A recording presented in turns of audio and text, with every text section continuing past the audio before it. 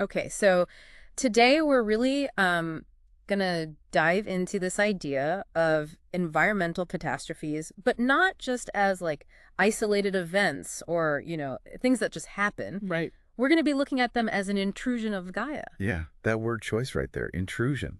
I think that's a good place for us to start because it's not really That's not the usual. yeah, it's not the usual way we hear people talking about, climate change and things Uh, like that. it's a lot more common to hear Mother Nature or the planet is fighting back, something like that. Right. Intrusion just hits differently, like it's intentional almost. It's like forcing us to look at something differently. And I think that's exactly what Isabel Stengers wants us to do.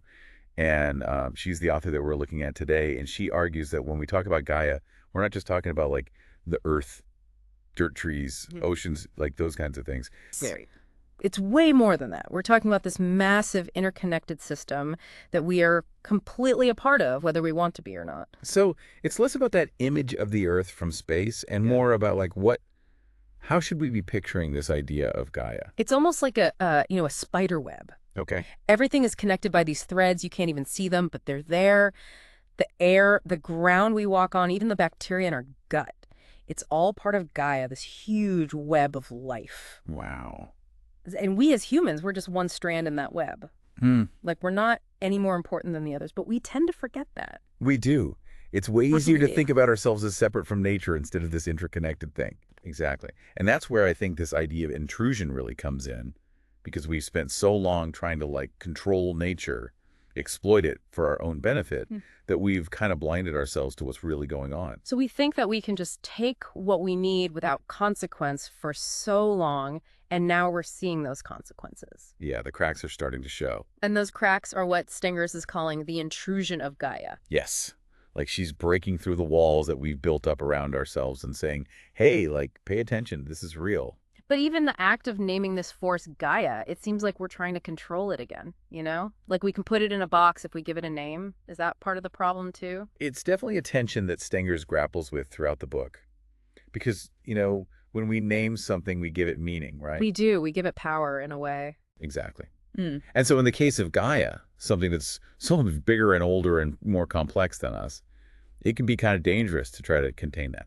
Yeah, especially since our track record with, managing the planet hasn't been great. Right. Like we try to come up with solutions, Yeah. but they're using the same kind of thinking that caused the problems in the first place. Exactly. This is what Stengers calls the problem of solutions. Oh, okay. And she uses the example of GMOs, genetically modified organisms in agriculture. Okay. So we see a problem like crops are failing because of climate change. Right. And we immediately jump to a solution that keeps everything the same for us. Let's just engineer a more resilient crop instead of looking at the root of the problem. So we're not addressing the root cause, we're just putting a Band-Aid on it. Exactly. It's like putting a piece of tape over a crack in a dam. Yeah. You might stop the leak for now, but you haven't dealt with the actual problem. So are we headed towards this inevitable collapse then, if we can't outsmart this system we're a part of? Well, and that's what's interesting about the cover of this book, because it's just this image of cracked earth.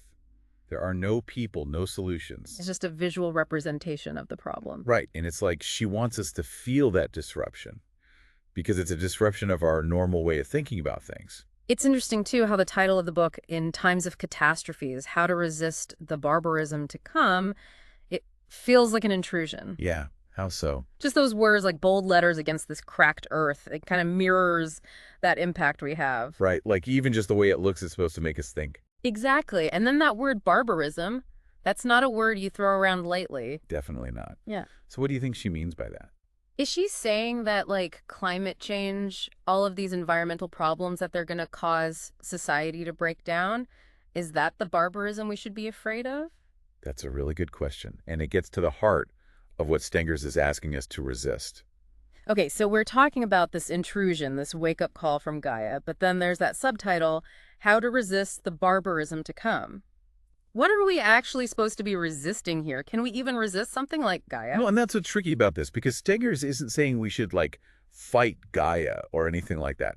It's more about resisting the urge to fix everything. Yeah. You know how we talked about those Band-Aid solutions? Right. It's like she's saying those solutions are part of the problem because they keep us stuck in the same patterns of thinking that caused all this in the first place. So instead of trying to control the situation, we need to approach it differently. Exactly. And that can be really hard for us to wrap our heads around because as humans, we like to feel in control. Right. We do. We like to have a plan and know what's coming next. But with something like climate change, there's no easy fix. And this idea of barbarism, it's not just about society falling apart, it's also about losing something much deeper. Like, what do you mean? It's about losing our connection to the earth, to each other, to those things that make us human. Our empathy, our compassion, our ability to care for something beyond ourselves. So how do we hold on to those things when everything feels so chaotic and uncertain? That's the million-dollar question, isn't it? Yeah. And honestly, I don't think Stengers have all the answers. Yeah, she doesn't give us a step-by-step guide or anything like that. Right, because her whole point is that those kinds of solutions aren't going to cut it anymore. We need something different, something deeper. So where do we even begin to look for that? Something different. It starts with paying attention to the small things. Yeah. What choices are we making every day that are contributing to the problem or that could be part of a solution? Like what kind of things?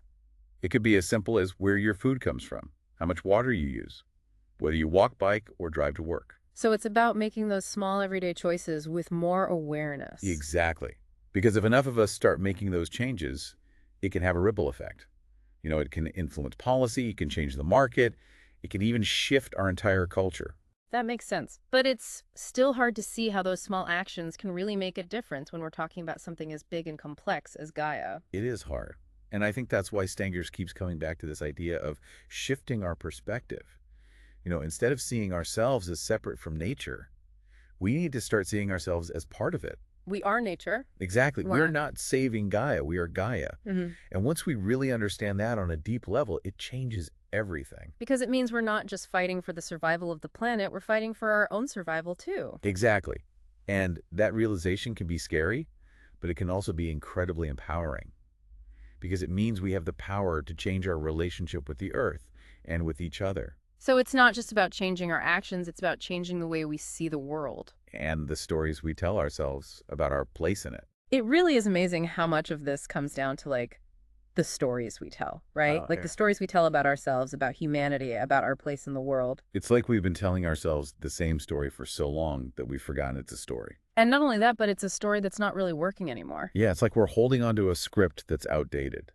The plot is full of holes, the characters are two-dimensional. And the ending, well, it's not looking so good. Exactly. And I think that's why Stengers is so insistent on this idea of resistance. Because it's not just about resisting environmental destruction, it's about resisting those old stories that got us into this mess in the first place. So we have to be willing to let go of the old stories, even if they feel familiar, even if they're comfortable. Right. And that can be scary because it means stepping into the unknown. We don't have a new script handed to us. We have to be willing to improvise, to experiment, to create something new. It's like we're being asked to become authors of our own story. Exactly. But not just our own story, the story of humanity and the earth. We're all co-creators in this grand cosmic narrative. And maybe that's the point of this intrusion, this wake-up call from Gaia. What if it's not a punishment, but an invitation? An invitation to what? An invitation to remember who we really are. To remember our interconnectedness with all of life, to remember that we are part of something much greater than ourselves. It's like we've been living in this tiny little room with boarded up windows and Gaia's throwing open the doors and saying, hey, there's a whole universe out here, come and explore it. And it's a universe that's full of beauty and wonder and possibility, but it's also a universe that's facing some serious challenges. Challenges that we can't ignore any longer. Right. And that's where this idea of barbarism comes back in. Right. Because if we don't change our ways, if we don't start telling ourselves a new story about who we are and what we're capable of, then we risk losing something much bigger than just our physical planet. We risk losing our humanity. So what does it look like to resist that barbarism, to choose a different path? It starts with those small, everyday acts of awareness and compassion.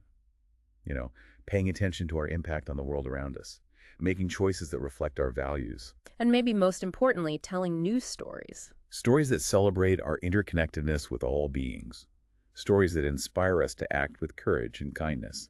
Stories that remind us that we are not alone in this. Because at the end of the day, that's the story that really matters. The story of connection, the story of hope. The story that reminds us that even in the darkest of times, we have the power to choose love. To choose compassion. To choose a future where both humanity and the earth can thrive. And that's a story worth telling.